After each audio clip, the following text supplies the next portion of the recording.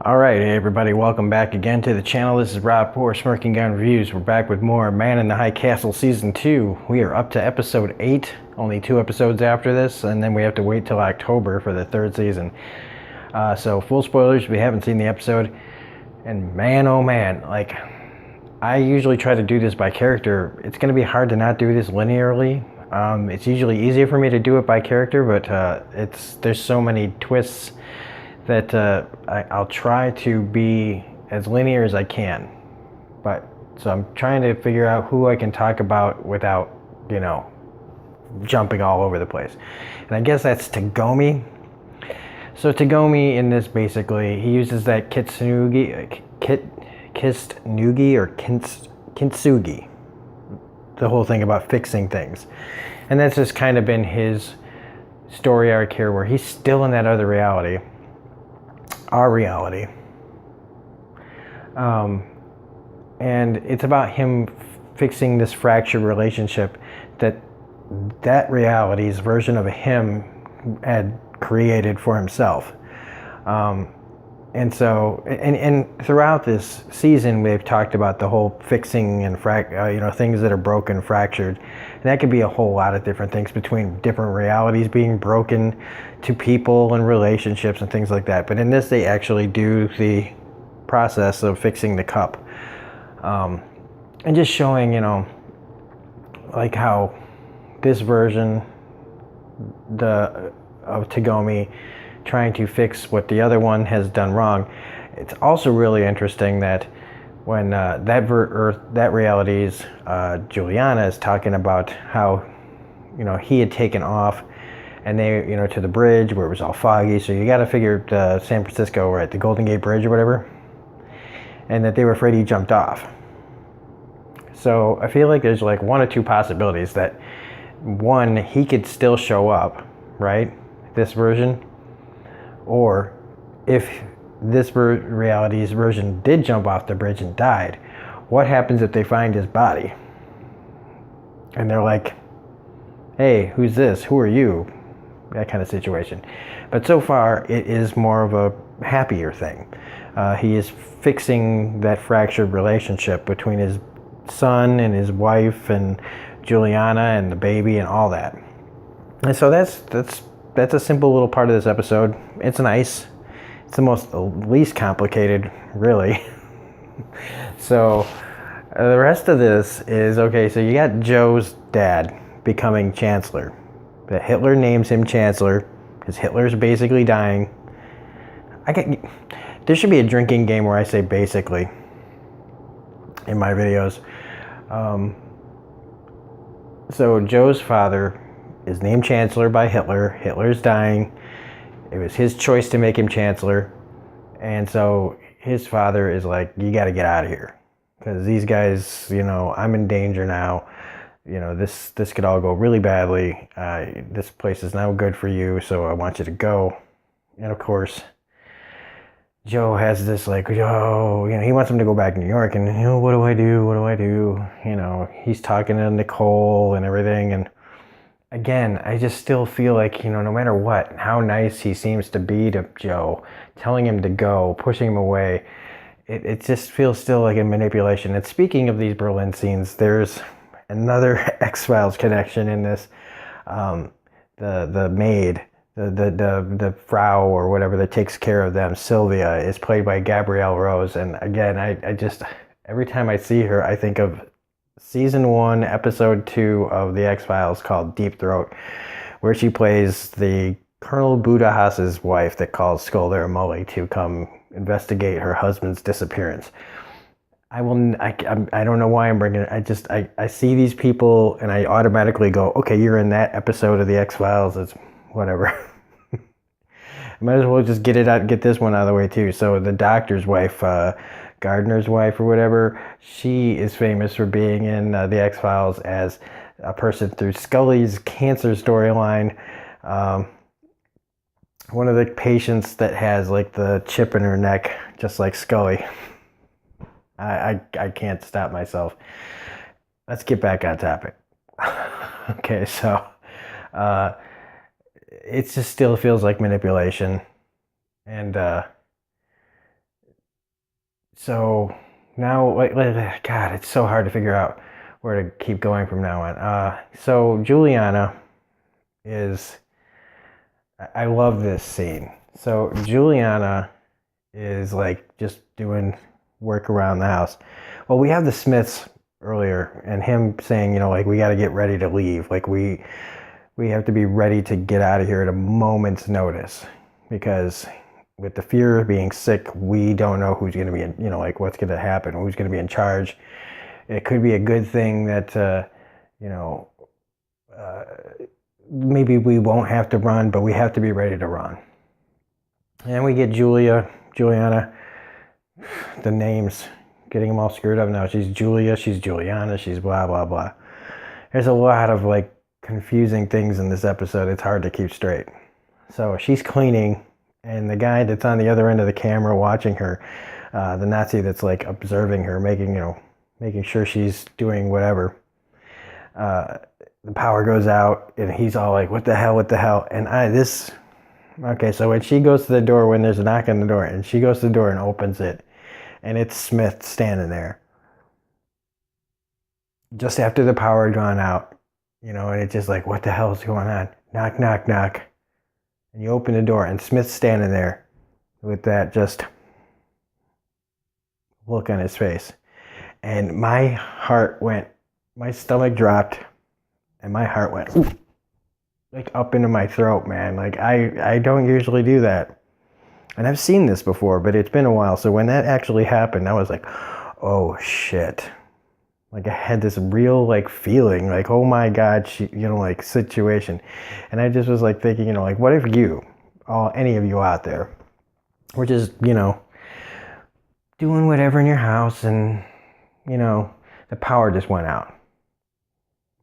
And there's a knock on your door.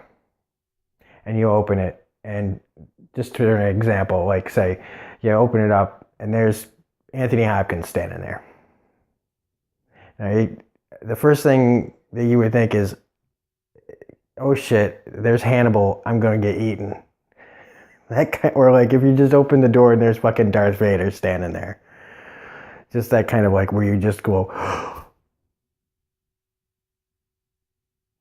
because if Anthony Hopkins was at your door, the first thing you'd think is Hannibal, right? You wouldn't think, oh, it's Anthony Hopkins. You'd think, oh, there's Hannibal, he's going to kill me.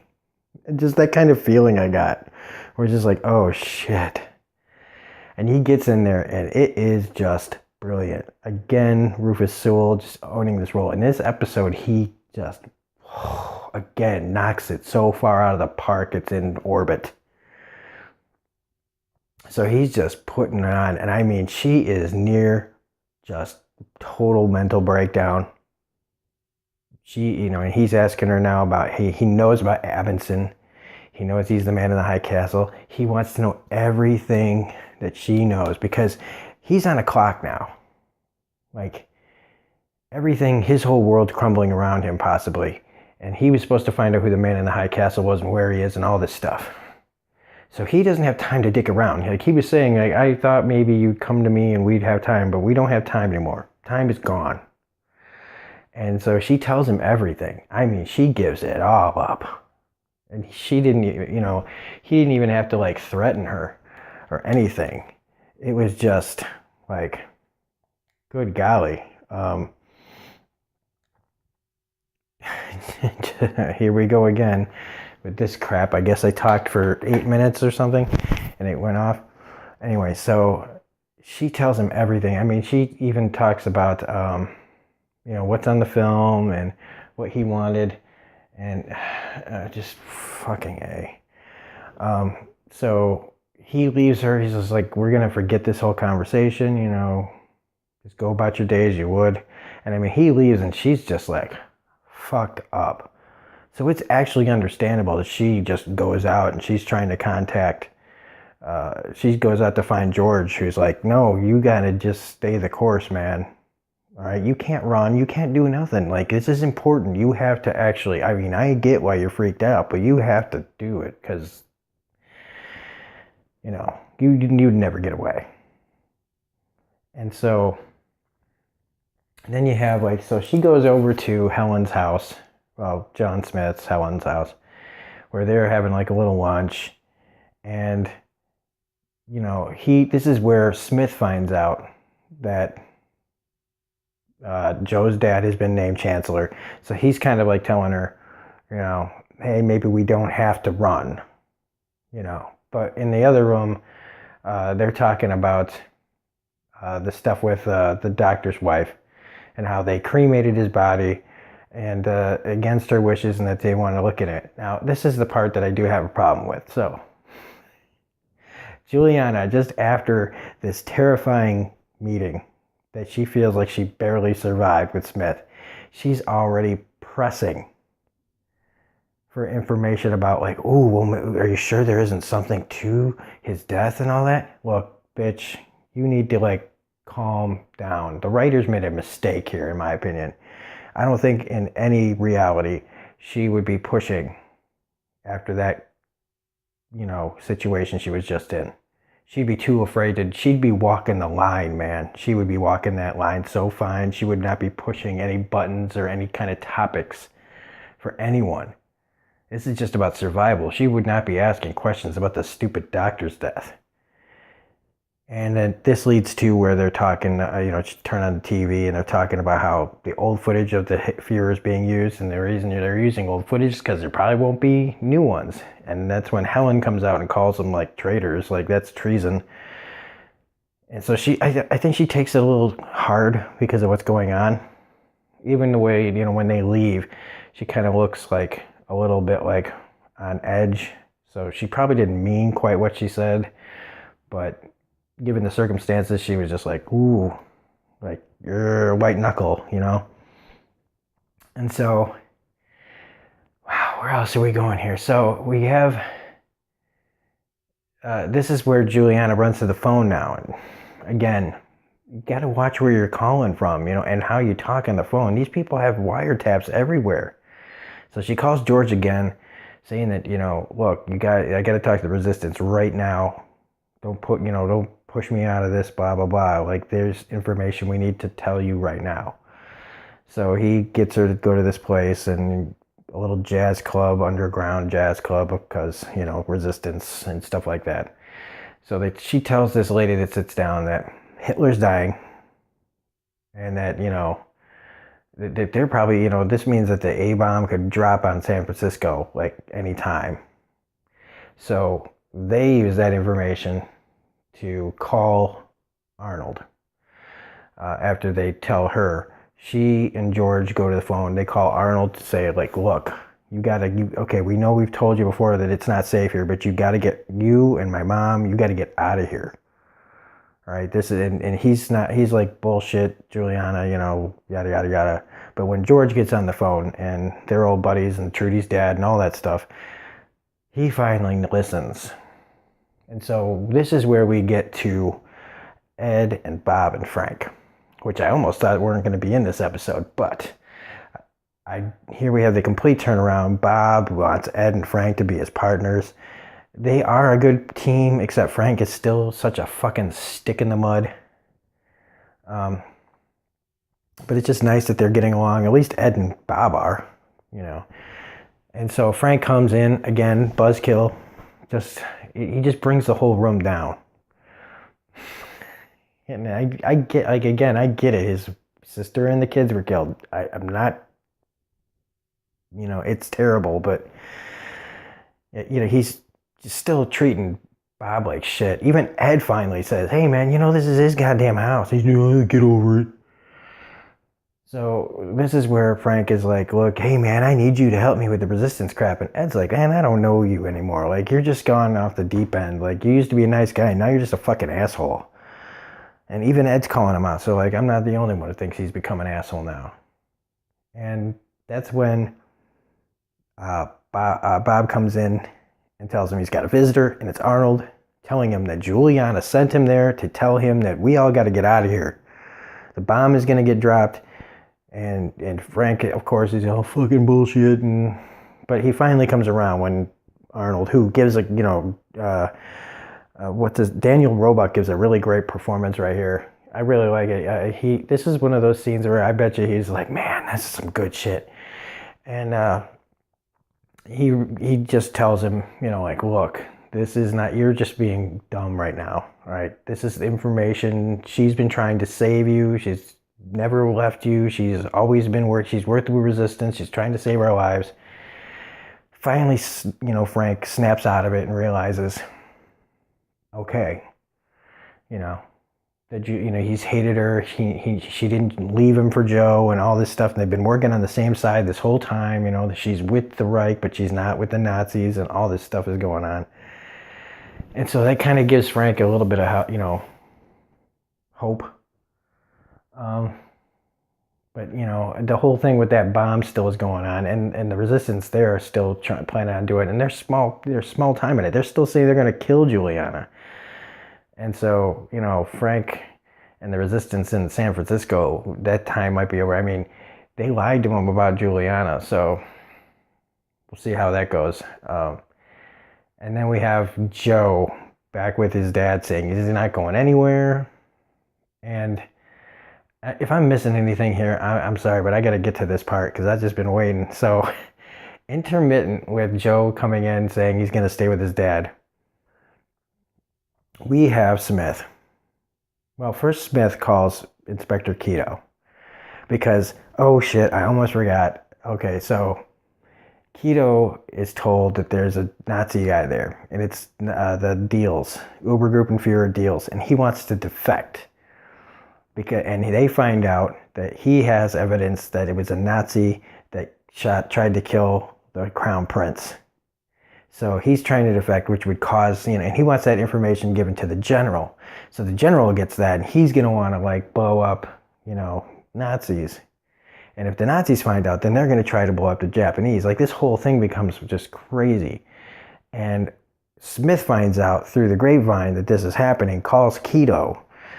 And then, it is just I'm smiling because this is so cool how it is happening. This is a big episode. And Keto, you find out Keto and Smith have been working together with this thing. They've been trying to keep the peace with how, either side getting blown the fuck up. And in true fashion, Smith is like, hey man, this is going to get bad for you. I can try to help you out here. But the difference is in the cultures is that, a guy like Keto is willing to go down with the fucking ship, man. He is take the consequences. The Nazi way would be to try anything to get the fuck out of there. Just to run from it, to try to escape it. And the two culture clashes there are just brilliant. Smith's kind of gives it up to him, hey, man, best of luck to you. Shit, you're hardcore, motherfucker. So now we get to, okay, so intermittent with Joe doing his Sig Heil shit for his dad. You have Smith, okay, so there's air raid sirens going off and everything. You see they've gone into the Heinrich, that's his name, right? The guy that tried to assassinate the Fuhrer and everything. They go into his cell and they're like, you need to put on your uniform. He's been hanging up, he's just beat up and all messed up and shit. And they're going in there and Smith comes in, he's like, look, we got to get you out of here. The Fuhrer is dead. The bomb just got dropped in San Francisco. Everything is just going off, man. All the bells and whistles, the alarms are going, it's air raids are going off, shit is hitting the fan. And, he's like, Heinrich, right? Okay, so he's just what do you think? Are you expecting to believe this? And fucking Smith is like, look, man, you won. I know I'm done. I'm screwed, okay? I just want to make sure that you're not going to kill my family and everything else. And I just want you to know I was being a good soldier. And I just was following orders and stuff. And he's giving it up to him, just I'm so sorry, we're going to get you out of here, because you're wanted by the next people. And and Smith is oh, so, blank is going to be the, the next Fuhrer, right? And so he starts laughing and he's like, oh, no, fuck, that's, you have no idea who it's going to be, it's not going to be that, and so he tells him that the new Fuhrer is going to be Heisman. And this just dawns on fucking Smith like a ton of goddamn bricks. I don't even care anymore. This thing turning off every 10 minutes. So, damn it just like does it at the perfect time when I'm really into what I'm talking about. So Smith finds out that that whole thing with being set up with the chancellor, it's all a ruse. And like I said, this guy was full of shit. Joe's father was full of shit. He had this planned out to just pretend, to be acting like he wasn't as conniving and stuff. He wanted to play the long game. So when he's made chancellor, everybody just thinks, oh, it's just, the Fuhrer picks him because he thinks he's safe, that there's no reason to fear this guy. He's just like an engineer. But really the whole time it's been what he wanted, was to play that safe, long game and get the power that way. And that he's the bad guy in this. He's the one, and he's been playing Joe, like I thought, and he still is. And Joe now is like going to be, oh, well, my dad's, the good guy. And I think we're going to find out, yeah, that Nicole is full of shit and everything else full of shit. But when Smith finds out from him, like, that it's Joe's dad, and he's all ha ha ha, and he's like, thanks for telling me. And they just blow him away. And it was like just this beautiful ruse. He was like, cancel the thing, and all the lights go back to normal and everything. And it was just him fucking with this guy to get the information, who's going to be the next Fuhrer, do we got to run, all this stuff. Just beautiful. Just goddamn beautiful. So anyway, that's it for that episode. It's shit is going to hit the fan. It is getting so good. And like I said, we've only got like 2 episodes left. So, damn. All right, so if you like this video, please hit the like button, comment, share, subscribe, notifications, all that jazz. I will probably have the 9th episode up tomorrow at some point, but otherwise, we will see you in the next video. This is Robert Spurking Interview saying, damn, man, fucking Nazis. See ya.